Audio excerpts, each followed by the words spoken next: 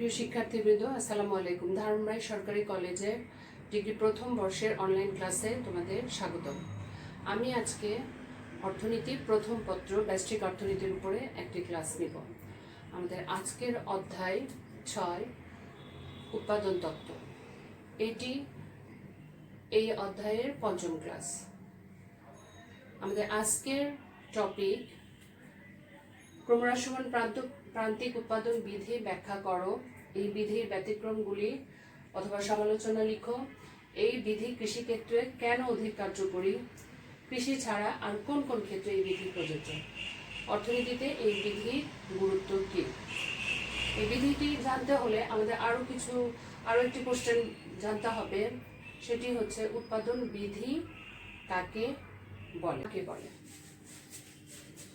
এবং উৎপাদন বিধি কয় প্রকার। এরপর আমরা পড়ব ক্রমহ্রাসমান প্রান্তিক উৎপাদন বিধি কাকে বলে। আমরা জানি উৎপাদন অপেক্ষক সাধারণত হয় কিউ সমান ফাংশন অফ এল কে। এছাড়াও আমরা জানি এখানে মাত্র দুটি উপকরণ আমরা ব্যবহার করেছি উৎপাদন অপেক্ষকে, কিন্তু আমরা জানি উৎপাদন মোটামুটি 4টি উপকরণের উপর নির্ভরশীল। একটি হচ্ছে ভূমি, একটি হচ্ছে শ্রম, একটি মূলধন, আর এটা হচ্ছে সংগঠন। এই 4টি উপকরণের উপর উৎপাদন নির্ভরশীল। এখন উৎপাদনকারী যখন উৎপাদনের পরিমাণ বৃদ্ধি করতে চাইবে তখন তাকে অবশ্যই এই উপকরণগুলির পরিমাণ বাড়াতে হবে। উপকরণ নিয়োগ যে হারে বাড়ানো, উপকরণ এবং উৎপাদনের মধ্যে আমরা জানি সম্পর্ক হচ্ছে ধনাত্মক, অর্থাৎ উপকরণ যদি বাড়ানো হয় তাহলে উৎপাদন বাড়বে এবং উপকরণ যদি কমানো হয় তাহলে উৎপাদনও কমে যাবে। এখন একজন উৎপাদনকারী যদি উৎপাদনের পরিমাণ বৃদ্ধি করতে চায় তখন তাকে অবশ্যই তার উপকরণের নিয়োগের পরিমাণ বাড়াতে হবে। কিন্তু উপকরণ নিয়োগ যে পরিমাণে করা হয় বা উপকরণ নিয়োগ যে হারে বৃদ্ধি করা হয়, উৎপাদন যে সবসময় একই হারে আসবে তা নাও হতে পারে। কোনো সময় দেখা যায় যে উপকরণ যে হারে নিয়োগ করা হচ্ছে উৎপাদন তার চেয়ে কম হারে আসতে পারে, আবার বেশি হারে আসতে পারে, আবার উপকরণ যে হারে নিয়োগ করা হয় উৎপাদন সমানভাবে আসতে পারে, অর্থাৎ একই হারে আসতে পারে। একই হারে কাজে আমরা বলতে পারি উপকরণ নিয়োগ করার ফলে উৎপাদন সবসময় একই হারে আসবে না। কখনো কম হারে আসতে পারে উৎপাদন, কখনো বেশি হারে, আবার কখনো একই হারে আসতে পারে। কাজেই আমরা দেখছি উপকরণ নিয়োগের পরিবর্তনের ফলে অবশ্যই উৎপাদনেরও পরিবর্তন হবে। উপকরণের যে বিধির সাহায্যে উপকরণের নিয়োগের পরিবর্তনের ফলে উৎপাদনের পরিবর্তনের অনুপাত আমরা জানতে পারি, সেই বিধিকেই বলা হয় উৎপাদন বিধি। উপকরণের প্রান্তিক উৎপাদনের ভিত্তিতে উৎপাদন বিধিকে সাধারণত 3 ভাগে ভাগ করা যায়। 1 নাম্বার হচ্ছে ক্রমহ্রাসমান প্রান্তিক উৎপাদন বিধি, ক্রমহ্রাসমান প্রান্তিক উৎপাদন বিধি। 2 নাম্বার হলো ক্রমবর্ধমান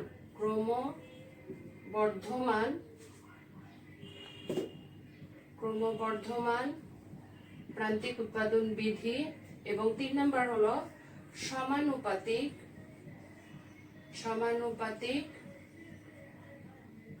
উৎপাদন বিধি। আমরা এখন ক্রমহ্রাসমান প্রান্তিক উৎপাদন বিধিটি পড়ব। ফরাসি অর্থনীতিবিদ টার্গো সর্বপ্রথম এই বিধিটি ব্যাখ্যা করেন। অর্থনীতিবিদ টার্গো এই বিধিটি প্রথম প্রদান করেন।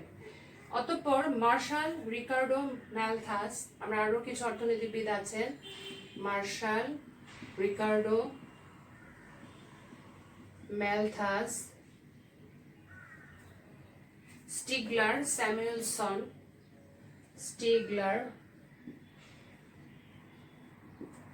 স্যামুয়েলসন প্রমুখ অর্থনীতিবিদগণ এই বিধির উপরে মতামত ব্যক্ত করেছেন। স্যামুয়েলসন আমাদের অর্থনীতির ছাত্র হিসেবে বেশ কিছু অর্থনীতিবিদদের নাম আমাদের অবশ্যই জানা থাকতে হবে।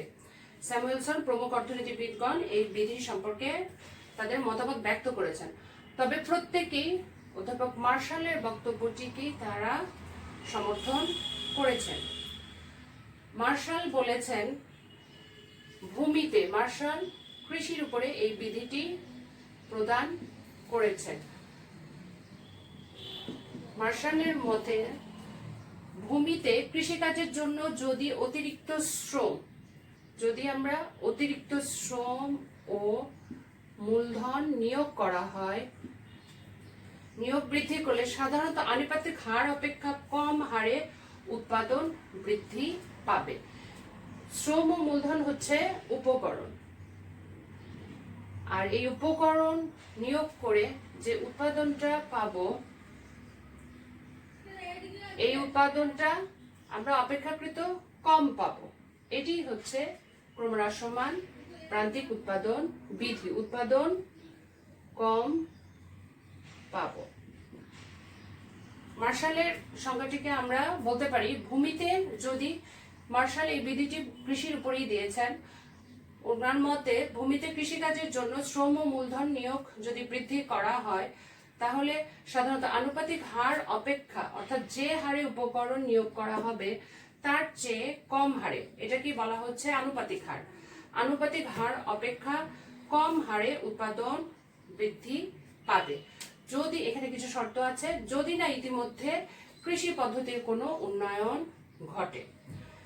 কাজে আমরা মার্শালের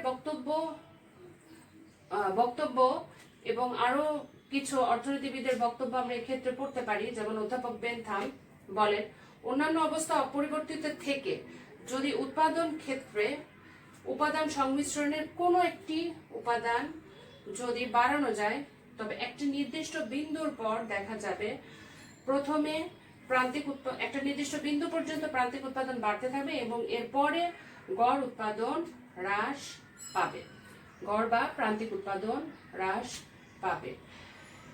কাজেই অর্থনীতিবিদদের সংজ্ঞা পর্যালোচনা করে আমরা এটি বলতে পারি যে উৎপাদন ক্ষেত্রে বা কোনো জমিতে ক্রমাগত হারে যদি শ্রম ও মূলধন অধিক হারে নিয়োগ করা হয়, তাহলে মোট উৎপাদন বা উৎপাদন যে হারে সেই অনুপাতে না বেড়ে যদি ক্রমশ কম হারে বাড়তে থাকে, তাহলে তাকে ক্রমহ্রাসমান প্রান্তিক উৎপাদন বিধি বলে। এরপরে আমরা পড়ব এর অনুমিত শর্ত। অর্থনীতির প্রত্যেকটা বিধি বেশ কিছু অনুমিত শর্তের উপরে প্রতিষ্ঠিত। আমরা মোটামুটি 3 থেকে 4টি অনুমিত শর্ত অবশ্যই লিখব। প্রথম শর্ত হচ্ছে এই ক্ষেত্রে অন্যান্য উপকরণ অবশ্যই স্থির থাকবে, একটি উপকরণ বাদ দিয়ে অন্যান্য উপকরণ স্থির থাকবে। 2 নম্বর অনুমিত শর্ত হচ্ছে উৎপাদনের কলাকৌশল বা প্রযুক্তি স্থির থাকবে, প্রযুক্তি স্থির থাকবে। প্রযুক্তি যদি বদলে যায়, তাহলে মোট উৎপাদন ক্রমহ্রাসমান হারে না বেড়ে বরঞ্চ ক্রমবর্ধমান হারে বাড়বে। এখানে এই বিধিটি ভূমির উপরে দেওয়া, এখানে ধরে নেওয়া হয় ভূমির যোগান নির্দিষ্ট। এরপরে হচ্ছে পরিবর্তনীয় উপকরণ সমূহ। যদি আমরা পরিবর্তনীয় উপকরণ সমূহকে শ্রম ধরে নিই, তাহলে আমরা ধরে নিব যে সকল শ্রমই হবে সমান দক্ষতা সম্পন্ন। অর্থাৎ পরিবর্তনীয় উপকরণ, যে উপকরণটা আমরা পরিবর্তন করব, সেই উপকরণ কি হবে? সমজাতীয় হবে, সমজাতীয় হবে। এবং অবশ্যই এই বিধিটি স্বল্পকালের জন্য প্রযোজ্য, স্বল্পকালের জন্য প্রযোজ্য। উপরিক্ত এই অনুমিত শর্তগুলোর উপরে আমরা ক্রমহ্রাসমান প্রান্তিক উৎপাদন বিধি তত্ত্বটি পাই। এবং এই তত্ত্বের মূল কথা হলো যে কোনো উৎপাদন ক্ষেত্রে যদি ব্যবহৃত অন্যান্য উপাদান সমূহকে স্থির রেখে শুধুমাত্র একটি উপকরণ, যেমন আমরা শ্রম বা মূলধন বলতে পারি, একটি উপকরণকে যদি সমহারে বাড়ানো হয়, উৎপাদন যদি সেই অনুপাতে না বেড়ে বরঞ্চ তার চেয়ে কম হারে বাড়তে থাকে, তাহলে উৎপাদনের এই বিধিকে বলা হয় ক্রমহ্রাসমান প্রান্তিক উৎপাদন বিধি। এখন আমরা একটি তালিকার সাহায্যে এই বিধিটি দেখাবো। অর্থনীতিতে একটি যে কোনো বিষয় যখন আমরা কোনো তালিকার সাহায্যে দেখাবো, এখানে একটি সীমাবদ্ধতা আছে। তালিকাটি আমাদের পুরোপুরি মুখস্থ করে ফেলতে হয়, অর্থাৎ আগে থেকে একটি তালিকা আমাদের ভালো মতো এটা সূত্র অনুযায়ী বা নিয়ম অনুযায়ী আমাদেরকে মনে রাখতে হবে। আমরা যদি তালিকার সাহায্যে এই বিধিটি ব্যাখ্যা করি, ব্যাখ্যা প্রথমে আমরা করব তালিকার সাহায্যে। তাহলে আমাদের একটি তালিকা আগে তৈরি করে নিতে হবে। তালিকার সাহায্যে ব্যাখ্যা। তালিকাতে আমাদের কলাম থাকবে 5টি। প্রথমে হচ্ছে সংমিশ্রণ। সংমিশ্রণ অর্থাৎ আমরা কি কি উপকরণ আমরা ব্যবহার করব। সংমিশ্রণ কে আমরা বলবো A B C D, অর্থাৎ উপকরণ আমরা যে ব্যবহার করব, এই উপকরণ ব্যবহারের মিশ্রণ আমরা কয়টি নিব। এরপর হচ্ছে জমির পরিমাণ। জমির পরিমাণ আমরা প্রত্যেকবার 1 একর নিব। 1 একর 1 একর 1 একর 1 একর। এরপরে হচ্ছে আমরা নিয়োগ করব হচ্ছে শ্রম ও মূলধন। শ্রম ও মূলধন আমরা দুটি উপকরণ এখানে নিচ্ছি। শ্রম ও মূলধন আমরা যদি নিই, প্রথমে হচ্ছে আমরা নিব হলো একটা খুব সহজ উদাহরণ বা সহজ সংখ্যাগুলি আমরা মনে রাখবো। শ্রম ও মূলধন আমরা যদি নিয়োগ করি, এটা টাকার অঙ্কে যদি আমরা হিসাব করি, 100 টাকা, এরপরে হচ্ছে 200 টাকা, 300 টাকা এবং 400 টাকা। আমরা খুব সহজ একটা এক্সাম্পল আমরা চার্ট হিসেবে এখানে দেখাচ্ছি। এই মূলধন নিয়োগ করার ফলে 1 একর জমিতে আমরা 100 টাকা শ্রম ও মূলধন নিয়োগ করার ফলে, এই সংমিশ্রণটি নিয়োগ করার ফলে আমরা যে মোট উৎপাদনটা পাবো বা টিপি হচ্ছে মোট উৎপাদন। এটা প্রথমে হবে মোট উৎপাদনটা আমরা প্রথমে না লিখে আগে প্রান্তিক উৎপাদনটা আমরা মুখস্থ করব। প্রান্তিক উৎপাদন যেটি হবে, আমরা প্রান্তিক উৎপাদন নিচ থেকে আমরা লিখতে পারি যে প্রান্তিক উৎপাদন হবে 10, উপর থেকে লিখি প্রান্তিক উৎপাদন 10, 10-এর পরে হচ্ছে 12, বাড়লো, প্রান্তিক উৎপাদনটা 2 একক বেড়ে গেল। এবং দ্বিতীয় সংমিশ্রণের পরই আমরা প্রান্তিক উৎপাদনের পরিমাণটা অনেক বেশি কমাই দিব।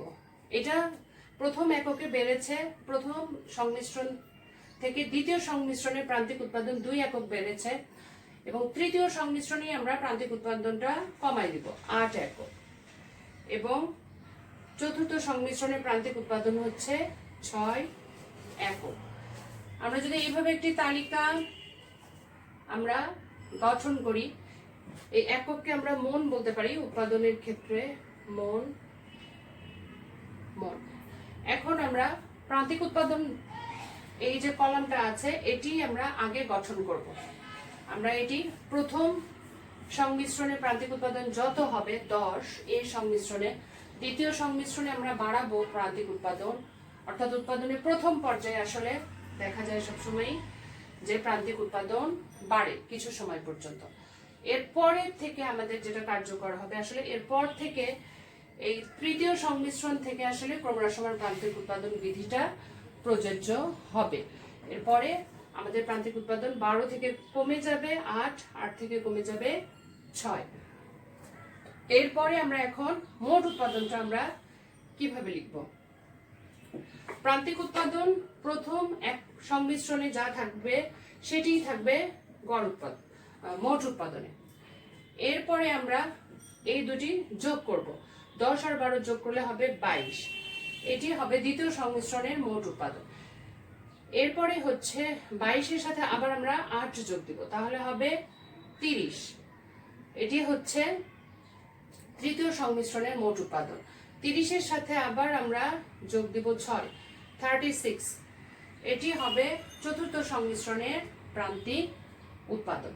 এইভাবে আমরা একটি খুব সহজ এক্সাম্পল বা তালিকা আমরা প্রথমে মুখস্থ করতে হবে বা তৈরি করতে হবে। এরপরে আমরা বর্ণনা দিব এইভাবে সূচির যে ব্যাখ্যাটা আমরা দিব এটা হচ্ছে তালিকা বা সূচি, তালিকা বা সূচি। এটা এখন আমরা সূচির ব্যাখ্যা দিব। সূচির ব্যাখ্যা, সূচি অনুযায়ী দেখা যাচ্ছে বি সংমিশ্রণ পর্যন্ত, সূচি অনুযায়ী দেখা যাচ্ছে বি সংমিশ্রণ পর্যন্ত প্রান্তিক উৎপাদন বাড়ছে, অর্থাৎ 10 থেকে 12 একক হয়েছে বলে এখানে মোট উৎপাদন ক্রমবর্ধমান হারে বাড়ছে। কিন্তু বি হতে যখন বি সংমিশ্রণ পর্যন্ত প্রান্তিক উৎপাদন ক্রমান্বয়ে হ্রাস পায় বলে আমরা বলতে পারি মোট উৎপাদন এখানে বাড়ে, কিন্তু অর্থাৎ মোট উৎপাদন এখানে বাড়ছে, 22 থেকে 30 হচ্ছে, কিন্তু এটি বাড়ার হারটা হচ্ছে কম। অর্থাৎ আগে বেড়েছিল হলো 2 মণ, এখন কমে গেছে, বাড়ার হারটা হচ্ছে এখানে কম। বি থেকে ডি সংমিশ্রণ পর্যন্ত প্রান্তিক উৎপাদন কি, এই তিনটাতে বি থেকে দেখা যাচ্ছে ডি পর্যন্ত প্রান্তিক উৎপাদন আসলে আর বাড়ছে না, বরঞ্চ কি ক্রমেই কমে যাচ্ছে। এই যে এখানে খেয়াল করো, এখান থেকে কমে যাচ্ছে। এই যে প্রান্তিক উৎপাদনটা কমে যাচ্ছে একেই বলা হচ্ছে ক্রমহ্রাসমান প্রান্তিক উৎপাদন বিধি। আচ্ছা, বি, সি ও ডি সংমিশ্রণে প্রান্তিক উৎপাদন আমরা যদি সংখ্যা দ্বারা প্রকাশ করি তাহলে হলো 12, 8 এবং 6 মণ। সুতরাং দেখা যাচ্ছে বি সংমিশ্রণ হতে ক্রমহ্রাসমান প্রান্তিক উৎপাদন বিধিটি কার্যকর, বিধিটি ব্যাখ্যা করব। যে কোনো চিত্র আঁকতে গেলে প্রথমে আমাদের একটি সূচির দরকার পড়ে। আমরা এর আগের যে সূচিটি ব্যবহার করেছি সেই সূচি থেকে আমরা 3 এবং 5 নাম্বার, এটা ছিল 3 নাম্বার, এটা হচ্ছে 5 নাম্বার কলামটি নিয়ে আমরা এখন ক্রমহ্রাসমান প্রান্তিক উৎপাদন বিধি, মূলত এখানে বিধিটি ব্যাখ্যা করব। মূলত চিত্রে আমরা যেটি দেখাবো, আসলে এই চিত্রে আমরা প্রান্তিক উৎপাদন রেখাটা দেখাবো, অর্থাৎ এখানে প্রান্তিক উৎপাদন বা মার্জিনাল প্রোডাকশন রেখাটি আমরা আঁকবো।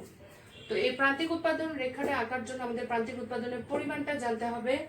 আমরা এরপরে হচ্ছে আমরা যে উপকরণগুলি ব্যবহার করব সেই উপকরণগুলির পরিমাণও আমাদের জানতে হবে। তো প্রথমেই আমরা ভূমি অক্ষে অর্থাৎ ও এক্স অক্ষ এবং ও ওয়াই অক্ষ নিয়ে আমরা চিত্রটি আঁকবো। আমরা ও এক্স অক্ষে যেটি দেখাবো সেটি হচ্ছে শ্রম ও মূলধন। এখানে আমরা দেখাবো শ্রম ও মূলধন। আমরা এখানে খরচ অর্থে দেখাচ্ছি, অর্থাৎ শ্রম এবং মূলধন ক্রয় করতে গেলে উৎপাদনকারীর কত খরচ হয়, 100 টাকা, 200 টাকা এবং 400 টাকা। আমরা আসলে ক্রমহ্রাসমান প্রান্তিক উৎপাদন বিধিতে কি আঁকাবো, আমরা আঁকাবো প্রান্তিক উৎপাদন রেখাটা, অর্থাৎ মার্জিনাল প্রোডাকশন রেখাটা আমরা আসলে আঁকাবো। আমরা জানি মার্জিনাল প্রোডাকশন রেখাটা কেমন হয়, এটা বাম দিক থেকে ডাইনে নিম্নগামী একটি রেখা দ্বারা বোঝানো হয়। এখন শ্রম ও মূলধন আমরা এখানে খেয়াল করো, চার্টে আছে 100, 200, 300, 400, সর্বোচ্চ আছে হলো 400। তাহলে আমরা এটাকে চিত্রকে আমরা 4 ভাগে ভাগ করি, 100 ভূমি অক্ষকে, 200, 300, 400, এরপরে আমরা 500 লিখে রাখি। এরপরে আমরা খেয়াল করব ভূমি অক্ষে আমরা দেখাবো হচ্ছে শ্রম ও মূলধন, এবং উল্লম্ব অক্ষে বা ওয়াই অক্ষে আমরা দেখাবো প্রান্তিক উৎপাদন বা মার্জিনাল প্রোডাকশন আমরা দেখাবো।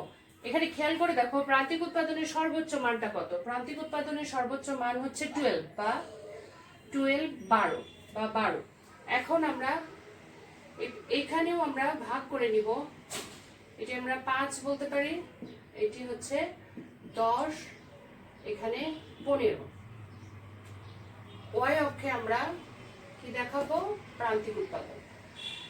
এখন খেয়াল করে দেখো আমাদের প্রথম সংমিশ্রণটা ছিল শ্রম যাবে হচ্ছে 100 একক শ্রম মূলধন, এবং তার সাথে প্রান্তিক উৎপাদন হবে 10 মণ। এটা যাবে হচ্ছে, তাহলে আমরা বিন্দুটা পেয়ে গেলাম, এই বিন্দুর আমরা একটা নাম দিই এ। আচ্ছা, এরপরে দেখো দ্বিতীয় সংমিশ্রণে, অর্থাৎ এটাতে আমাদের 200 টাকার আমরা শ্রম ও মূলধন ক্রয় করবে উৎপাদনকারী, এবং এর ফলে সে প্রান্তিক উৎপাদন যা হবে সেটি হচ্ছে 12। 10-এর পরে 11, 12, এটি হচ্ছে 200-তে হবে। আমরা এই বিন্দুটাকে আমরা নাম দিলাম বি।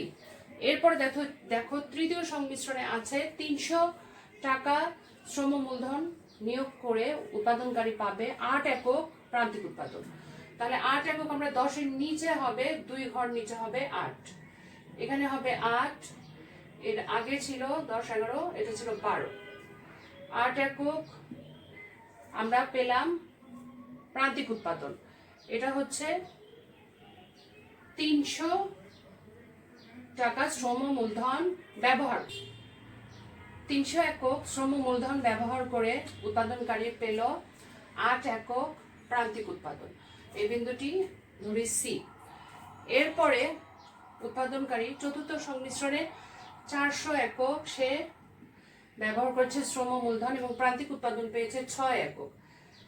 এটিকে যদি আমরা 6 হিসাব করি তাহলে প্রাপ্ত বিন্দুটি হবে ডি। আমরা নাম দিই ডি বিন্দুতে এই সংমিশ্রণটি আসলে প্রকাশ পাবে। এখন আমরা যদি একটি সরল রেখা আঁকি তাহলে দেখো প্রান্তিক উৎপাদন রেখাটি কেমন হবে। প্রথমে এটি হবে ঊর্ধ্বগামী এবং এরপরে এটি নিচের দিকে, এরপরে এটি নিচের দিকে নামতে থাকবে এবং একটি সরলরেখা দ্বারা এটি দেখানো হলো। তাহলে এই রেখাটি হবে প্রান্তিক উৎপাদন রেখা। এবং প্রান্তিক উৎপাদন রেখাতে আমরা কি খেয়াল করছি যে একটা প্রথম থেকে উৎপাদন যখন উপকরণ যখন শূন্য তখন থেকে উৎপাদন বাড়ছে, প্রান্তিক উৎপাদন বাড়ছে, বাড়তে বাড়তে 200 একক পর্যন্ত উপকরণ নিয়োগে প্রান্তিক উৎপাদন সর্বোচ্চ হয়। এবং এরপরে প্রান্তিক উপকরণ যতই নিয়োগ করা হোক না কেন, উপকরণের পরিমাণ যতই বাড়ানো হোক না কেন, এরপরে 200 একক উপকরণ নিয়োগের পরে উপকরণ যদি বাড়ানো হয় তাহলে দেখা যাচ্ছে এখানে প্রান্তিক উৎপাদন আস্তে আস্তে কমে যাচ্ছে। অর্থাৎ এই রেখাটা সবচেয়ে বড়, তারপরে রেখাগুলি ছোট। এ থেকেই আমরা বলতে পারি যে প্রান্তিক উৎপাদন রেখাটি, প্রান্তিক উৎপাদন আস্তে আস্তে কমে যাচ্ছে। এই বিন্দুগুলোকে যদি আমরা এ বি সি ডি বলি তাহলে আমরা বলতে পারি যে বি, স্মল বি আর ক্যাপিটাল বি, বি বি রেখাটি সবচেয়ে বড়, সি সি ছোট, তারপরে ডি ডি আরো ছোট। এ থেকেই বোঝা যায় যে প্রান্তিক উৎপাদনের পরিমাণটা আস্তে আস্তে কমে যাচ্ছে। এখন আমরা প্রান্তিক উৎপাদন সূচি থেকে আমরা উপকরণ এবং প্রান্তিক উৎপাদন যে কলাম ছিল সেখান থেকে আমরা একটি চিত্র আঁকলাম। তো চিত্রের বর্ণনা আমরা দিব কিভাবে, আমরা বর্ণনাটা লিখব কিভাবে। প্রথমে আমরা লিখব যে চিত্রে ও এক্স অক্ষে কি দেখানো হয়েছে এবং ও ওয়াই অক্ষে কি দেখানো হয়েছে। ও এক্স অক্ষে শ্রম ও মূলধনের পরিমাণ দেখানো হয়েছে এবং ও ওয়াই অক্ষে প্রান্তিক উৎপাদনের পরিমাপ করা হয়েছে। এখানে দেখা যাচ্ছে শ্রম ও মূলধনের পরিমাণ যখন ও এ, তখন প্রান্তিক উৎপাদনের পরিমাণ হচ্ছে এ এ। আবার যখন শ্রম ও মূলধনের পরিমাণ হচ্ছে এ বি, এই এককটি, তখন প্রান্তিক উৎপাদনের পরিমাণ হচ্ছে বি বি। তারপরে আমরা আরো যদি শ্রম মূলধন নিয়োগ করতে থাকি উৎপাদনকারী তাহলে দেখা যাচ্ছে যে বিসি ও সিডি পরিমাণ, যখন শ্রম ও মূলধনের পরিমাণ যখন বিসি ও সিডি, তখন প্রান্তিক উৎপাদন যথাক্রমে সি সি ও ডি ডি। এরপর আমরা এ বি সি ডি এই বিন্দু চারটি যোগ করে আমরা এমপি রেখা বা প্রান্তিক উৎপাদন রেখা পেলাম। এখন চিত্র অনুযায়ী দেখা যাচ্ছে যে এমপি রেখাটি বি বিন্দুর পরে, অর্থাৎ এই বিন্দুর পরে আরো যদি উপকরণ উৎপাদনকারী নিয়োগ করে থাকে তাহলে বি বিন্দুর পরে এই রেখাটি হচ্ছে নিম্নগামী। এইভাবে যে প্রান্তিক উৎপাদনটা কমে যাচ্ছে, এই কমে যাওয়ার প্রবণতাটাই হলো ক্রমহ্রাসমান প্রান্তিক উৎপাদন বিধি। অর্থাৎ যতই একটা উৎপাদন ক্ষেত্রে একটা নির্দিষ্ট সময়ের পরে যতই আমরা অতিরিক্ত উপকরণ নিয়োগ করি না কেন, উৎপাদন যদি তার চেয়ে কম হারে আসে তাহলে আমরা বলবো, প্রান্তিক উৎপাদন যদি তার চেয়ে কম হারে আসে তাহলে আমরা বলবো যে উৎপাদন ক্ষেত্রে ক্রমহ্রাসমান প্রান্তিক উৎপাদন বিধি কার্যকর হয়েছে। কারণ এখানে আমরা যে পরিমাপটা করব বি বি, এটা সবচেয়ে বেশি, এরপরে হচ্ছে সি সি, তারপরে হচ্ছে ডি ডি। এভাবেই আমরা ক্রমহ্রাসমান প্রান্তিক উৎপাদন বিধিটি চিত্রের সাহায্যে ব্যাখ্যা করতে পারি। এখন আমরা পড়ব এই বিধিটির ব্যতিক্রম, অর্থাৎ এই বিধিটি যে সবসময় কার্যকর হবে উৎপাদন ক্ষেত্রে তা নয়। কখনো কখনো দেখা যায় যদিও উৎপাদন এই বিধিটি কৃষি ক্ষেত্রের উপরে বেশি প্রযোজ্য, তারপরেও দেখা যায় কৃষি ক্ষেত্রেও এই বিধিটি কোনো কোনো ক্ষেত্রে কার্যকর হয় না। যে যে ক্ষেত্রে বিধিটি কার্যকর হচ্ছে না সেটিকেই আমরা বলছি বিধিটি ব্যতিক্রম, ব্যতিক্রম বা বিধিটির সমালোচনা, যে উৎপাদন ক্ষেত্রে বিধিটি কার্যকর হচ্ছে না। যেমন কোথায় কোথায় হতে পারে? 1 নাম্বার হচ্ছে উৎপাদনের প্রাথমিক পর্যায়ে। প্রাথমিক পর্যায়ে এই বিধিটি নাও কার্যকর হতে পারে, কারণ ভূমির তুলনায় যদি শ্রম বা মূলধনের পরিমাণ যতক্ষণ পর্যন্ত যথেষ্ট না হবে ততক্ষণ পর্যন্ত এই বিধিটি কার্যকর হবে না, বরঞ্চ ক্রমবর্ধমান উৎপাদন বিধি কার্যকর হবে। যতক্ষণ পর্যন্ত ভূমির তুলনায় যতক্ষণ পর্যন্ত মূলধন ও বা উপকরণ, মূলধন বা শ্রম যতক্ষণ পর্যন্ত যথেষ্ট